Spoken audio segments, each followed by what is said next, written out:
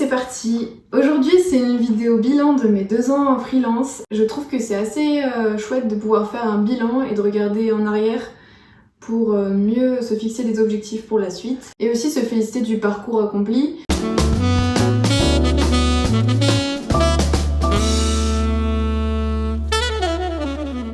Ça fait 2 ans que je me suis lancée en freelance et j'ai l'impression que c'était hier. Et pourtant j'ai beaucoup évolué. Il y a 2 ans j'étais paniquée, un peu terrorisée à l'idée de me lancer et en même temps avide de challenge et de découvrir de nouvelles choses et de me mettre hors de ma zone de confort. Me mettre hors de ma zone de confort, c'est quelque chose qui me fait toujours sentir bien au final et je pense que c'est un peu pareil pour tout le monde. Mais du coup faire ce bilan 2 ans après, ça veut dire beaucoup et ça permet aussi de se féliciter sur le chemin parcouru et de réfléchir aux objectifs pour la suite.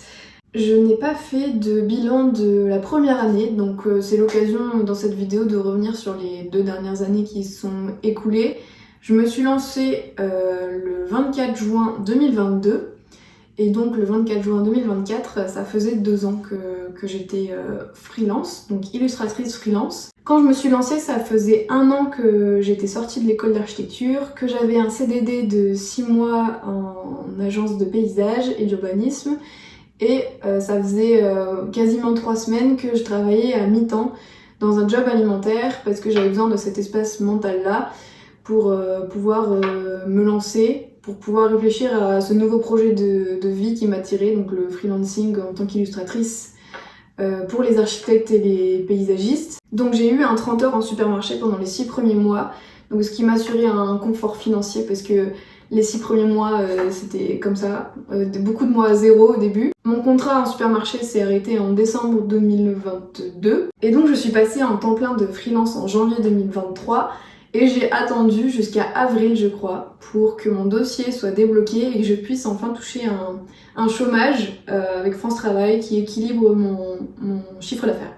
Et donc depuis avril 2023 et encore maintenant si jamais j'ai un chiffre d'affaires plus bas que le seuil fixé mensuellement par France Travail, j'ai le droit à recevoir des aides qui complémentent mon chiffre d'affaires. Donc ça c'était un super filet de sécurité, beaucoup de chance d'avoir ce système là en France et donc j'ai pu me lancer un peu plus sereinement.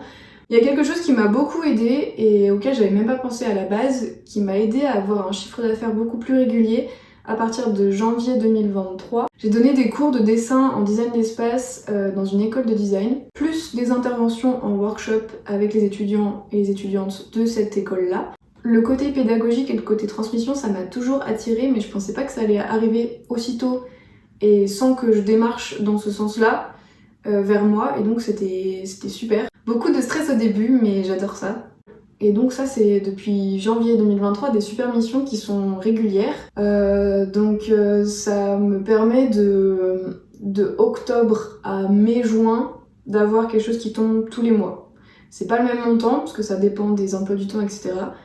Mais ça m'assure un minimum de chiffre d'affaires par mois. En parallèle de ça, sur ces 2 ans, j'ai eu des missions de dessin, d'architecture, que ce soit pour des particuliers qui veulent garder un souvenir de leur maison familiale ou des vacances passées dans un endroit avec les personnages de leur famille qui sont incorporés dans le dessin, donc souvent à la main, que j'adore faire et souvent c'est à la période de Noël qu'on m'en commande.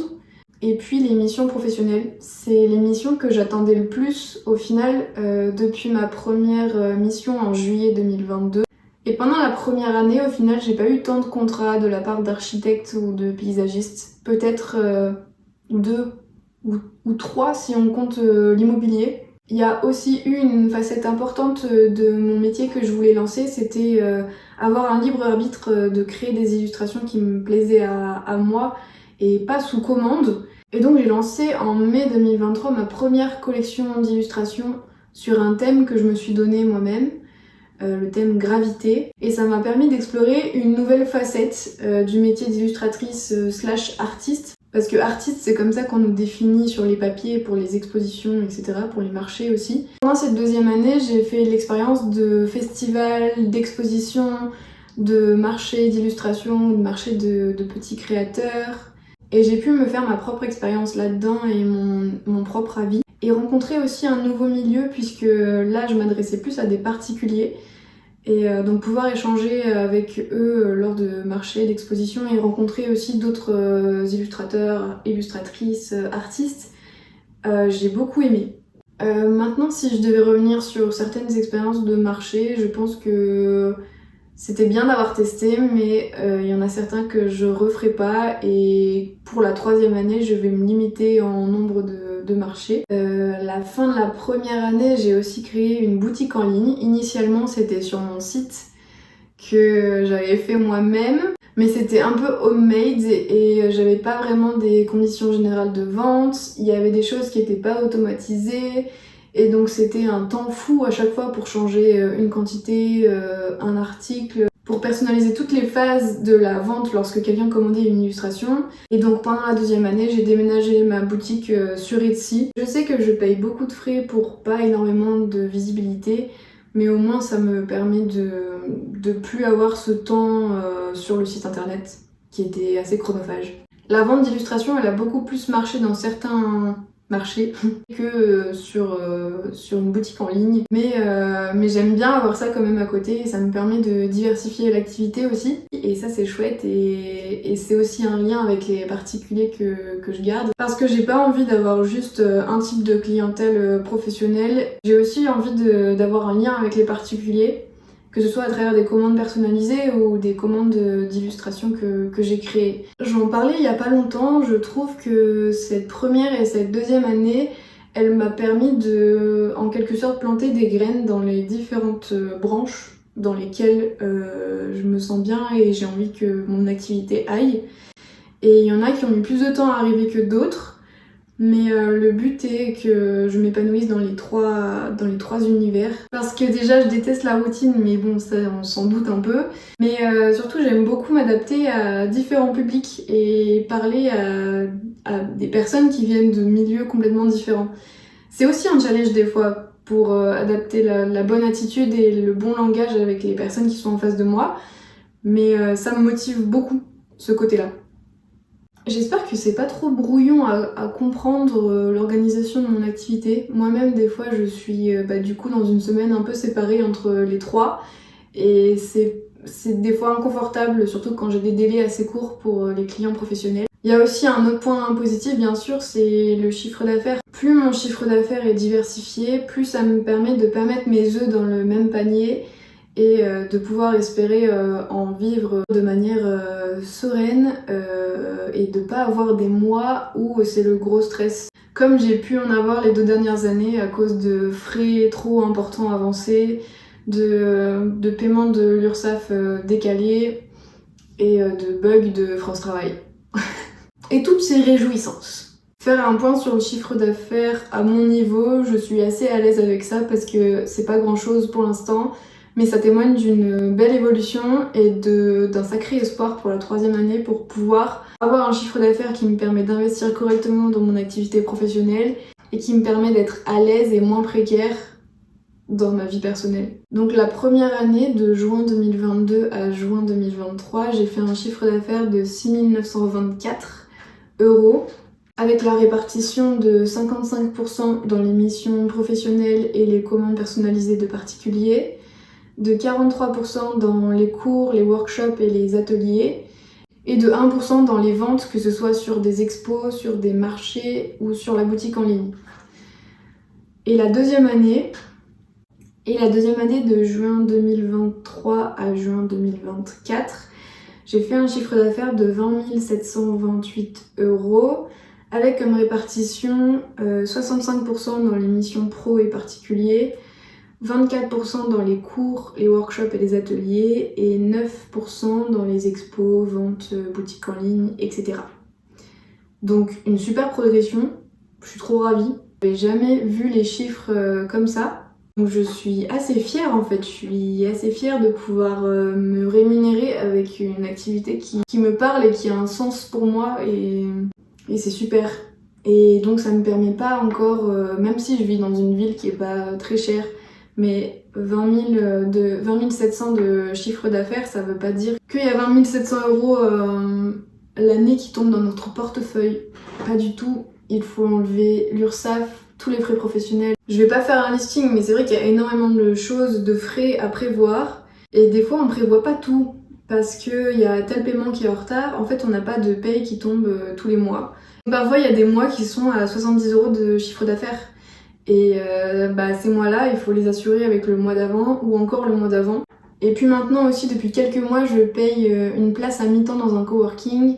Et donc j'aimerais qu'au fur et à mesure, je puisse avoir un espace de travail à temps plein qui soit ailleurs que chez moi. Donc je croise les doigts et je vais tout faire pour que le chiffre d'affaires de la 3e année soit supérieur à celui de la 2e année et que ça me permette d'être plus zen par rapport à la situation financière. En plus, les aides touchées par France Travail, j'en ai pas touché depuis quelques mois, mais au bout d'un moment, et ce moment-là va tomber sûrement au cours de cette 3e année, je vais plus avoir de filet de secours de la part de France Travail. Et donc il va vraiment falloir que l'entreprise soit viable. Maintenant, je vais faire un petit listing des points négatifs et les points positifs pour finir sur de bonnes ondes. J'ai noté points négatifs, j'en ai parlé tout au long de la vidéo je crois, mais le stress financier, le stress de est-ce qu'un paiement va être en retard, est-ce que je vais pouvoir assurer telle dépense parce qu'elle est prévue, est-ce que j'ai dit oui à l'imprimeur pour qu'il imprime tant d'exemplaires, mais en fait est-ce que je vais pouvoir avoir l'argent de ma précédente mission avant pour pouvoir le payer. Ça m'est pas beaucoup arrivé mais ça donne un bon coup de stress. C'est forcément le point le plus négatif pour moi et pour beaucoup de freelance aussi je pense, mais en fait ça fait partie du jeu aussi, donc je l'accepte. Un point négatif, ou plutôt, enfin je le vois plutôt comme un challenge, c'est le côté solitude. Moi ça va parce que je suis quelqu'un d'assez solitaire et qui aime bien prendre mes décisions seule. Je demande pas souvent l'avis des autres quand ça concerne le pro. Je devrais d'ailleurs plus le demander. Mais c'est vrai que le danger avec la solitude, le fait de pas avoir de collègues, etc., ça évite de se renfermer dans son train-train de freelance et de penser qu'à ça. Et donc des fois on peut se sentir un peu seul et incompris. Un gros challenge pour moi, c'est le fait de se vendre, de communiquer sur son activité, de montrer ce qu'on fait, d'en parler oralement à quelqu'un. J'arrive pas beaucoup à faire ça. J'essaye de le faire, de sortir de ma zone de confort, etc. Mais c'est vraiment pas quelque chose que j'aime faire. Un point négatif de fou, c'est le moment où on clique sur envoyer un devis. Chaque freelance a ses tarifs différents, puisque pas le même temps passé dessus, pas la même ville habitée, pas les mêmes frais au quotidien. Il n'y a aucune visibilité sur ce que les collègues auraient envoyé comme devis, etc. Et on sait pas si on est trop cher, pas assez cher, aux yeux des clients, parce que nous, on donne un prix juste pour nous, mais on sait pas comment on paraît. Et le moment de l'attente avant la réponse d'un devis, il est horrible. Mais une fois que le devis est validé, là c'est la fête et on peut commencer la mission et il n'y a que du positif à ce moment-là. Et dernier point négatif et challenge pour l'année qui arrive, la séparation de la vie personnelle et de la vie professionnelle. J'arrive pas du tout à m'arrêter de travailler. Si mes potes prévoient pas un truc le soir par exemple, les week-ends c'est parfois compliqué. En fait ça dépend beaucoup des deadlines, mais globalement je passe beaucoup trop de temps dans ce lieu et pas assez de temps dans ma vie personnelle. Après j'ai un peu la mentalité de me dire que les 3 premières années il faut vraiment que je donne tout, mon temps, mon énergie, mon argent pour créer cette vie que j'ai envie d'avoir et pour que l'activité soit viable. Et donc je me dis que peut-être la 4e année je mettrai un peu plus de limites. Mais en fait je sais qu'il faut que je me dise aussi que mon travail, la qualité de mon travail dépend des moments que je passe dans ma vie personnelle et que rester tout le temps enfermé la tête dans le travail, c'est pas du tout, ça apporte pas de l'inspiration, ça apporte pas de fraîcheur au travail que je vais produire, à mes dessins, etc. Et donc que les coupures sont normales et désirables. Il faut que je parte, mais rapidement.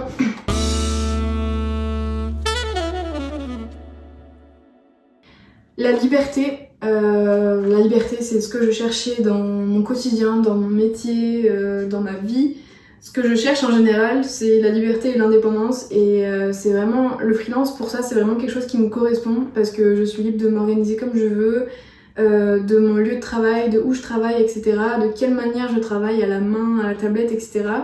Et la seule chose à respecter, c'est les deadlines évidemment. Autre point positif dont j'ai un peu parlé, c'est la découverte de nouveaux milieux et des personnes différentes. Rencontrer de nouvelles personnes, j'adore ça et je trouve ça très enrichissant à chaque fois. La facilité de certaines démarches et de trouver des ressources facilement sur internet, grâce à internet en fait. Point positif de fou, c'est un métier qui me plaît et donc dans lequel je me sens vachement plus à ma place que précédemment. Je me sens beaucoup plus épanouie dans cette vie où la créativité et la transmission est au centre du métier. Et le fait d'être ma propre patronne aussi, je trouve que c'est une vraie chance et donc c'est un point plus que positif. Et pour conclure, j'ai marqué super aventure humaine avec de super rencontres. Voilà, quoi de plus positif pour finir ce bilan. J'espère que cette vidéo pourra apprendre quelques conseils et par mon expérience, par ma mini-expérience encore une fois de 2 ans en freelance, mais en tout cas j'en retire que du positif pour ma part et ça m'a fait du bien de faire un bilan et je pense que j'en referai soit à la nouvelle année, soit quand ça fera 3 ans, soit les deux, on verra. Voilà, bonne journée, bonne soirée et à bientôt!